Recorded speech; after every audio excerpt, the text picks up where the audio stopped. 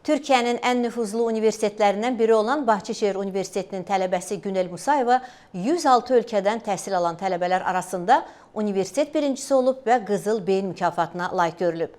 Yəqin ki, çoxları sosial mediada Günel Musayevanın yekun çıxışını izləyib. Günel Musayeva Amerika İcmalı proqramlı müsahibədə təhsilin önəmi haqda danışıb.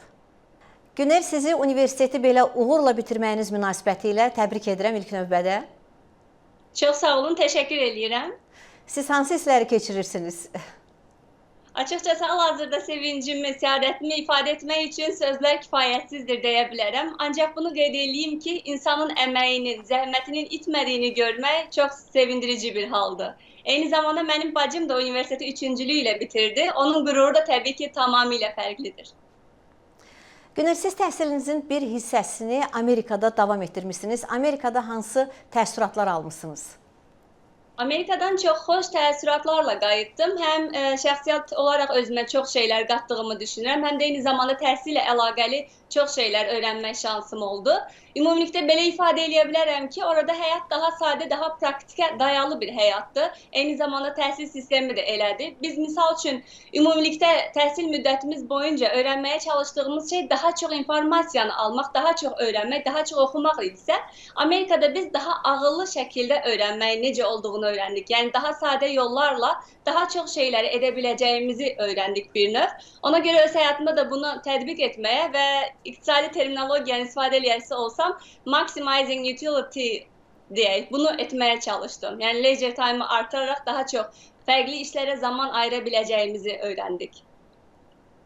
Bu son günlər sosial mediada sizin universitetini bitirdiyiniz zaman yekun çıxışınız çox geniş yayılıb və hamı demək olar ki, bundan danışır. Siz bu çıxışınızda təhsilin önəmini dəfələrlə vurğulamısınız. Təhsildə müvəffəq olmaq üçün gənclərə nə tövsiyə edərdiniz? Təhsildə müvəffəq olmaq üçün gənclərə daim mükəmməl effort sərf eləyərək çalışmağı tövsiyə edərdim. Çünki insan əgər çox çalışırsa, mütləq bunun qarşılığını da görür. Zaten belə deyim ki, təhsilin özü insanın özünə edə biləcəyi ən böyük yatırımdır ki, bu yatırımın qarşılığını daim görə bilir. Ona görə mükəmməl əzmlə, iradə heç bir zaman, heç bir çətinlik qarşısına qorxmadan çalışmalı və daha çox uğurları əldə etmək üçün motivasiya ilə, daha çox istəklə, bacarıqla çalışmalıdırlar. Bunu demək istəyirəm.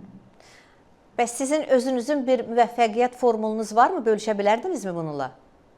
Təbii ki, mən az öncə də qeyd elədiyim kimi çalışıram o ifadə olaraq necə deyirlər, maximizing utility, onu həyatımda eləyim. Yəni, harada oluramsa fərqi yoxdur. Çalışıram o anımı mükəmməl şəkildə dəyərləndirməyə.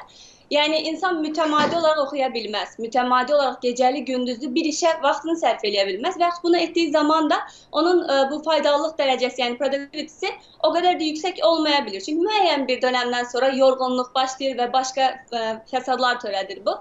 Ona görə çalışmışam ki, zamanımı düzgün şəkildə bölüm. Öncəliklərim təbii ki olub, məqsədlərim olubdur və bunlara yönəlik çalışmışam. Dostlarımla birlikdə olduğum zaman onlarla xoş zaman keçirtməyə çalışmışam. Deyək ki, bir filmə baxıram və yaxud kitab oxuyuram, ona tam diqqətimi ayırmağa çalışmışam ki, fərqli şeylərdə də özümü inkişaf elətdirə bilim və dərslərimi ayırdığım zaman da daha çox faydalı ola bilsin mənə. Yəni, öyrənmək üçün stimulum olsun. Sırf bir işlə məşğul olacağam deyə bunu yorucu bir hala gətirməkdənsə, sevərək etməyə çalışmışam və məncə mənim uğurumun elə əsas təməl səbəblərindən biri də bu olubdur ki, zamanımı nəyə ayırmışamsa, orada maksimum şəkildə fayda götürməyə çalışmışam. Günel, siz özünüz də qeyd etdiniz, bacınız Xeyransa Musayeva da universitetdə universitetin üçüncüsü olub. Siz bir komanda şəklində, tim şəklində sanki həm təhsil alırsınız, bir yerdə işləyirsiniz. Bir-birinizə, iki bacının belə mükəmməl şəkildə təhsil almasının da bir sirri varmı? Bir-birinizə necə dayaq kömək olursunuz?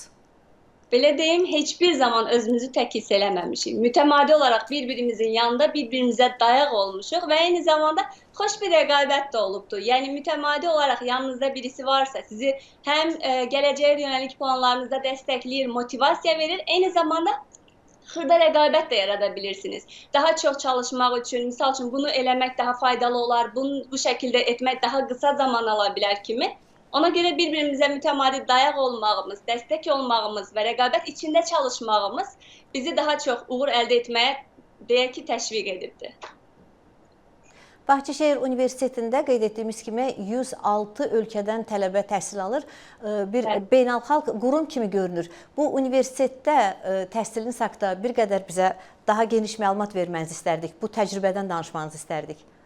Tabii ki. Belediye Bahçeşehir Üniversiteti ümumilikte Türkiye'de en çok harici talebeye ev sahipliği eden bir üniversitetti. Her 5 talebeden biri bizde harici talebedir. Buna göre tahsil dili de bu arada İngilizcedir. Buna göre bizim mütemadi olarak İngilizce danışmak gibi bir zorunluluğumuz, mecburiyetimiz oldu ki bu hoş bir şey olubdu. Hem dilimizi inkişaf ettirmek bakımından hem dünyaya olan integrasiya bakımından İngiliz dili çok önemli faktördur. Bu şekilde yararlanabilmişik. Aynı zamanda müəllimlərimizin əksəriyyətinin elə bil background'unu izlediğiniz zaman haricdə təhsil almış gəlmiş olan insanlardır. Ona göre onların derse yanaşma tərzləri də fərqlidir. Daha çok şeyler bize öğretmeye bacarıblar ve hoş bir dost ünsiyeti de yaradıblar ki bize. Biz hiçbir zaman çekinmeden mövcud olan suallarımızı onlara yönlendirmişik ve bize zaman ayırıp izah ediblər. Onun haricinde belə deyə bilərəm ki, dəyişim proqramları var. Az önce Amerika'daki təəssüratlarımla ilgili məlumat verdim. Bunu misal üçün Bahçeşehir Üniversitesi sayesinde elde etmişəm mən. Dəyişim proqramı vasitəsilə mən abroad olaraq Syracuse University'ye getdim.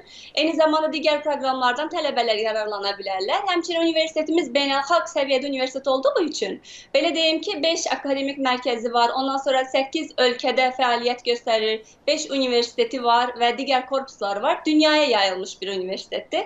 Ona göre mən orada oxuduğum müddətcə həm dünya vətəndaşı olaraq formalaşmağım açısından, hem təhsil baxımından çox şeyləri öyrəndiyimi düşünürəm və buna görə də universitetin həm kollektivinə, həm də eyni zamanda müəllim akademisyenlərimizə çox təşəkkürümü bildirirəm.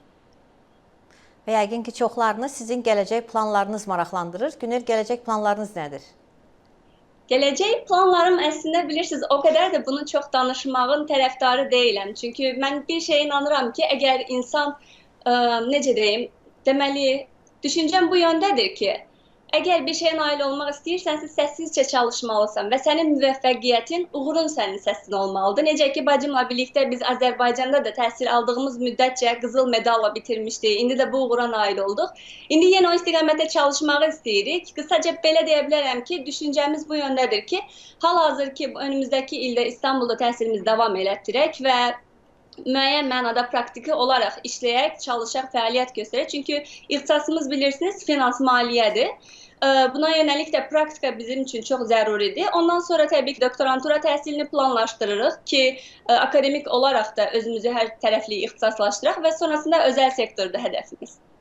Yani özel sektörde fəaliyyət göstərib finans naminə çox şeyler edebilmek ve Türkiye'de belə bir ifade var, bilim adamı. Yani bilim adamı olarak da ixtisasını mükemmel şekilde öğrenebilek ve fayda da verebilek tabii ki dünyamıza, ölkələrimize. Sizə bütün gələcək işlərinizdə, planlarınızda uğurlar arzulayıram. Çox sağ olun, təşəkkür edirəm müsahibəyə görə. Çok teşekkür ederim, minnettarım, buyurun.